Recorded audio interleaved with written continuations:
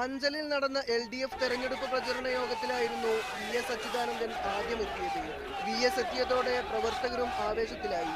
സ്വതസിദ്ധമായ ഭാഷയിൽ കോൺഗ്രസിനെ രൂക്ഷമായി വിമർശിച്ചുകൊണ്ട് VS തുടങ്ങി. ഒട്ടേറെ വാഗ്ദാനങ്ങളാണ് നിരത്തിയിരിക്കുന്നത്.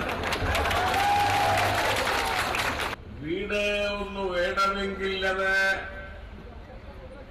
ഭൂമിയിൽ തന്നെ വേണ്ടതാണ്. അതിനാദ്യം ഭൂമി കൊടുത്തോ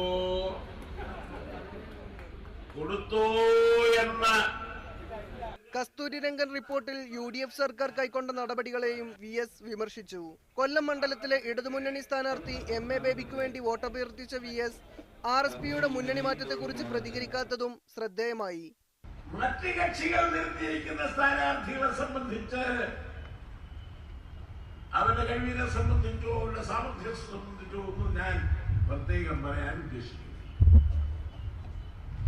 ആവശ്യമില്ല. RSPയുടെ ശക്തി കേന്ദ്രമായ ചവറയിൽ നടന്ന തെരഞ്ഞെടുപ്പ് പ്രചരണ യോഗത്തിലും VS പങ്കെടുത്തു. വേദിയിലെ ഇടതു നേതാക്കൾ RSPയെ രൂക്ഷമായി വിമർശിക്കുന്നതിനിടയിലായിരുന്നു VS എത്തിയത്. പ്രസംഗത്തിലുടനീളം കേന്ദ്ര സർക്കാരിനെ വിമർശിച്ച VS RSPയെ കുറിച്ച് മൗനം പാലിച്ചത് പ്രവർത്തകരെ പോലും അത്ഭുതപ്പെടുത്തി. കുണ്ടറയിലും ചാത്തന്നൂരും നടന്ന പ്രചരണ യോഗത്തിലും പങ്കെടുത്ത ശേഷമാണ് VS മടങ്ങിയത്. PL Kiran, media 1.